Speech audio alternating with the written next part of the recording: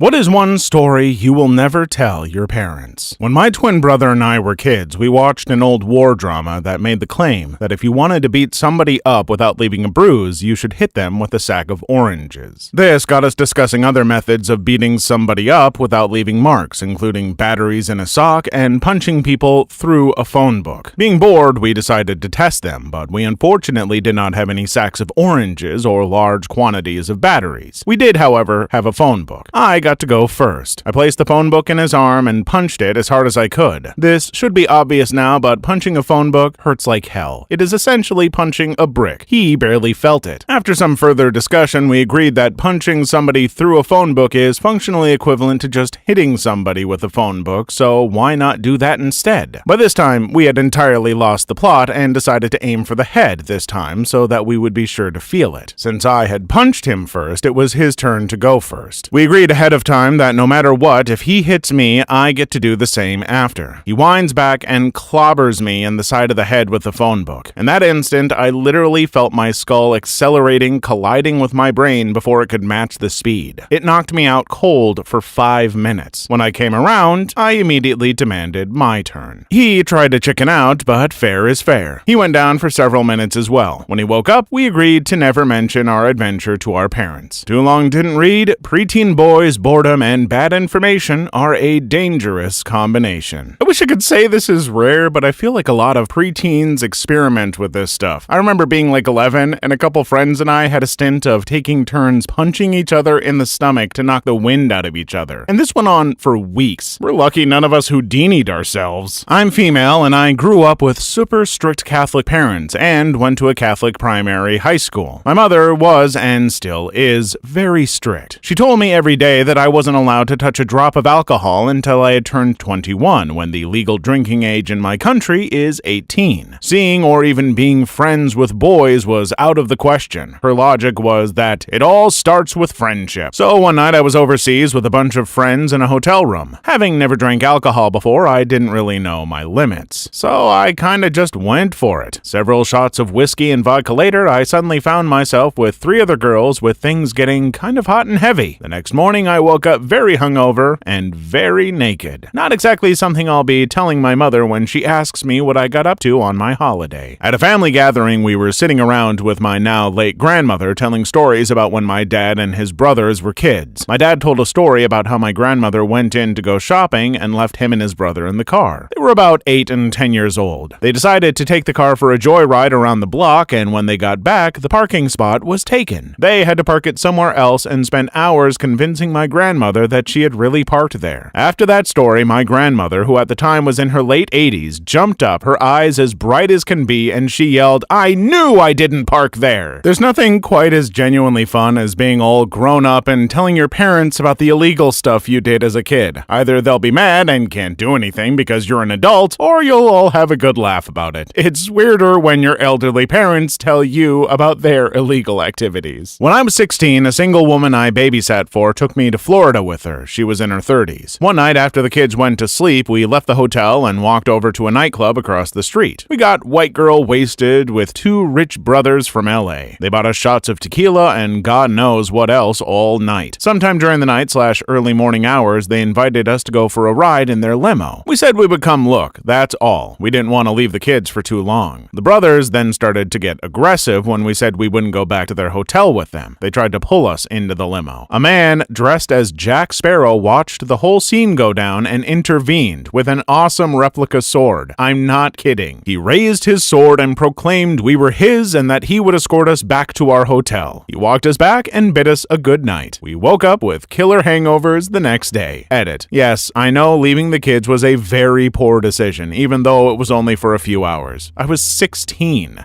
I didn't think the situation through. Obviously. I learned my lesson. After that night, I didn't leave the kids when the mother went out partying. I had to step up to be the adult after that. I get it. When I was 15, I hired a prostitute. Backstory. I was a lonely kid, fat, going through depression. My mom was at work and I had hours to myself. I went to the store, there was this one lady who was on the corner and without really realizing how old I was, asked if I wanted to go out on a date. We kind of awkwardly stared at each other for a couple of seconds before, in my total socially awkward mind, asked her if we could play board games during this date. She looked at me funny but actually agreed. We went back to my house and she looked surprised/maybe relieved when I pulled out a few board games. For the couple of hours, we played chess, she won, and Monopoly, I won. It was honestly a lot of fun. We talked about nothing important, but it was nice to just talk, you know? Eventually, she had to leave, and when I asked how much, she refused the money. I honestly wish I could find her again to give her my thanks. There are a lot of ways I imagine that story going, and somehow I was still surprised, and my heart was warmed. Well, when I lived with my parents, I used to sneak out to go to church solely because I knew it would pee off my father that I didn't buy into his create-your-own reality cult. He flat out told me that it was okay if I wanted to smoke things, drink things, or snort things, that he would buy me alcohol if I asked for it, and that he'd sign for me to get a tattoo if I wanted one. So I rebelled by going to church, although I went in black leggings and combat boots because there was only so far I could bend. Edit. Clarification. Not sure it worked. On a trip to Canada, my bro and I did something very stupid while our mom and stepdad were out. There was about a gallon and a half of lemonade in the refrigerator, so obviously we had to drink it all in one sitting. We poured it into 6 glasses, 3 for each of us, and decided that we should see who could finish them first. As soon as we finished, we both had the same feeling. Out of nowhere, I just puked on my brother. And in his disgust and acid-filled belly, he puked on me. And we just stood there, puking on each other for 5 minutes straight. We had to sneak out in our underwear and throw out our clothes in the dumpster near where we were staying. We cleaned the puke off the floor very, very well and took showers. Not as bad as the other stories here, but the only one I could come up with. A certain Family Guy clip comes to mind. I don't wanna.